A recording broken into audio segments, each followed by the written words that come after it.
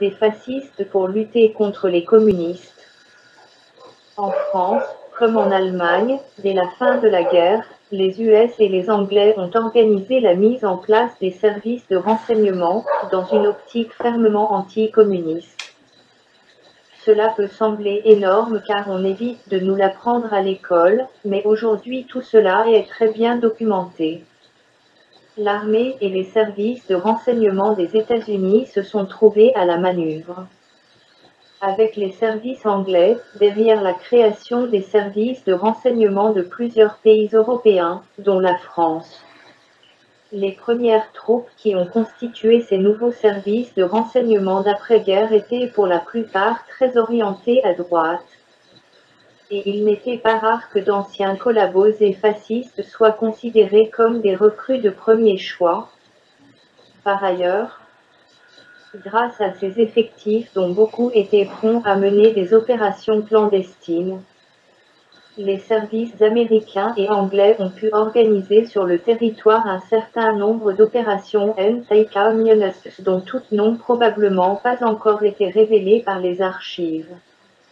Il y a par exemple, juste après la guerre, un coup monté en 1946 à 1947 appelé le Plan Bleu dont l'objectif était d'empêcher la montée politique des communistes, qui venaient même d'entrer au gouvernement. Ils en ont rapidement été virés sur injonction des US, mais cet épisode a fait très peur à l'establishment.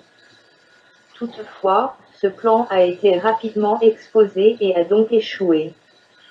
Un autre plan d'armée secrète anticommuniste a très vite été mis sur les rails, à travers l'opération Rose des Vents lancée fin 1947. En fait, comme on va le voir au fil de cet article, ces manigances n'ont jamais vraiment cessé. Dans les manœuvres de préparation du dit Plan Bleu, urgent compromis des officiers supérieurs de l'armée et de la gendarmerie ainsi que des hauts fonctionnaires, selon Jean Chatin dans les affaires de M. Le Pen. Parmi ces gens, il y avait le milicien Paul Touvier qui a miraculeusement échappé aux autorités pendant près de 50 ans alors qu'il était en principe recherché pour collaboration. Le chef de Touvier dans la milice de Vichy, créée par Joseph Darnan, avait fui comme lui via les monastères. C'était un ancien cagoulard et membre de l'Action française qui s'appelait Jean Diggins. Des militaires SAS britanniques étaient derrière l'opération, puisqu'ils avaient mis les protagonistes du complot en contact et en action. C'est-à-dire qu'il avait carrément organisé des groupes armés pour lutter contre une hypothétique invasion de l'Union des républiques socialistes soviétiques, mais aussi réagir en cas d'occupation et de grève dans les usines, a raconté l'une des recrues de l'opération. Il s'agissait aussi de préparer un coup d'État, prévu pour août 1947. Il y a bien eu quelques arrestations dans cette histoire, mais tout le monde a été rapidement libéré. Puis les communistes ont mené l'enquête, et observé des parachutages de caisses, de nuit, dans l'est de la France. Dans les caisses, il y avait des armes. Et 2 inculpés révéleront le nom des industriels locaux qui finançaient l'opération, ainsi que les camps d'entraînement de cette armée cosmopolite comprenant des SS évadés, des anciens camelots du roi des années 30, des émules de Pétain et quelques gaullistes du RPF, rapporte Jean Chatin. La petite bande d'Arnan Diggins Filiol, qui a été condamné 4 fois à la peine de mort à la Libération, a fui et est devenu le dirigeant de la branche espagnole de L'Oréal. Leader de la milice sous Vichy, avait été à l'origine en septembre 1944, avec quelques Allemands, de la création en France d'un groupuscule appelé l'Organisation Technique. L'objectif de ce groupe monté juste après la Libération était, selon un document de la CIA, de recruter d'anciens miliciens afin de mener des opérations de sabotage et d'espionnage sur le territoire français pour le compte de Darnan et des Allemands 16. Diggins et Filiol dirigeaient ce groupuscule, et rapportait aux Allemands ainsi qu'à Darnanki. Tout en dirigeant la milice sous Vichy, a été pendant un temps le chef de l'organisation qui gérait la totalité du marché noir dans le sud de la France selon les renseignements US. La dite organisation technique était basée en Allemagne près de Sigmaringen et disposait de 3 centres techniques. Selon Ralph Gaines dans The Scourdeny Papers, l'organisation technique était placée en Allemagne sous le commandement d'Otto Scourdeny. Elle avait aussi un but anti-communiste, en exploitant les relations entre anciens cagoulards, qu'ils soient sous les ordres de l'Allemagne, de la Résistance ou dans l'armée française. Cet effort discret à la fin de la guerre pour intégrer l'ancienne cagoule en un groupe anticommuniste commun est au cœur des contacts des renseignements français avec Scourdeny. Écrit Ralph Gaines au sujet de ce groupe paramilitaire. L'organisation technique était placée sous la haute autorité de Bickler et Scourdeny et dirigée par Filiol, alias Denis. Elle dépend de Degens, chef des renseignements de la milice, ex-directeur des renseignements généraux de la Sûreté nationale.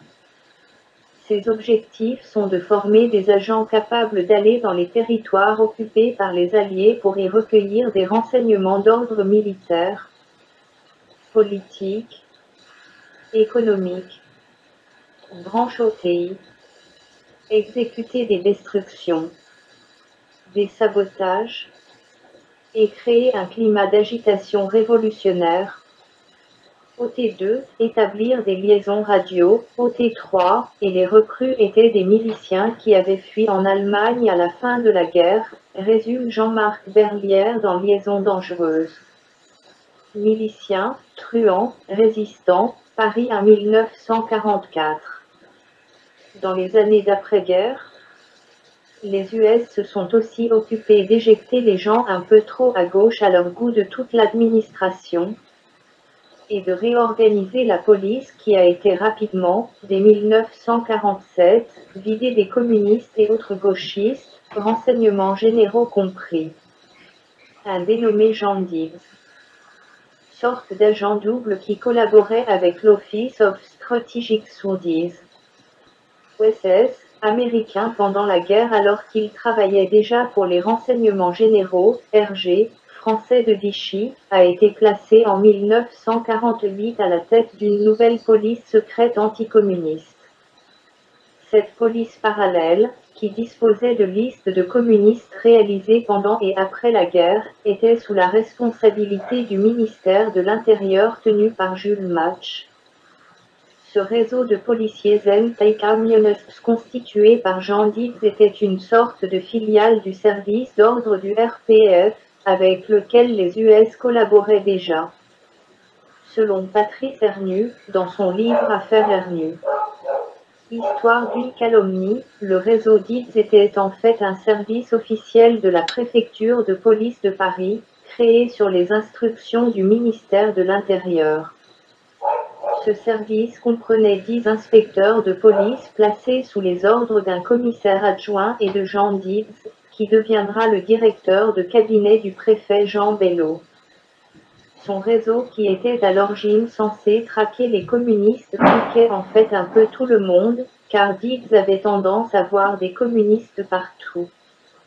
Il est vrai que quand on a un fonds de commerce qui est la lutte anticommuniste, il vaut mieux que règne la crainte d'une 5e colonne communiste.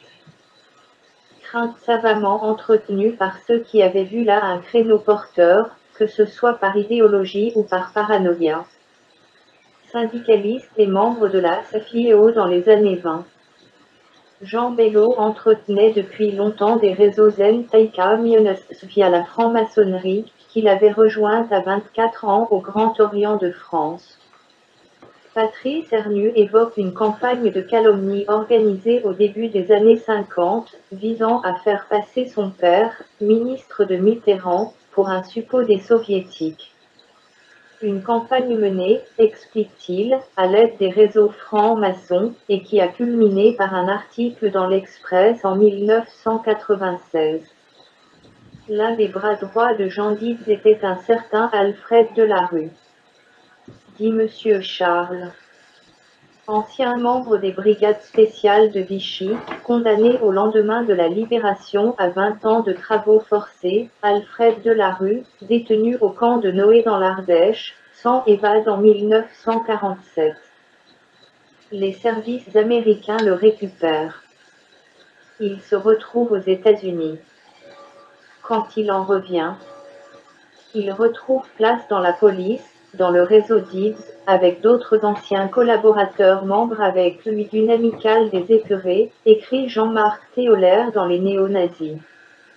On retrouve à la fin des années 50 Delarue, ainsi que Bello, dans les réseaux de la France-Afrique autour de Jacques Foccart.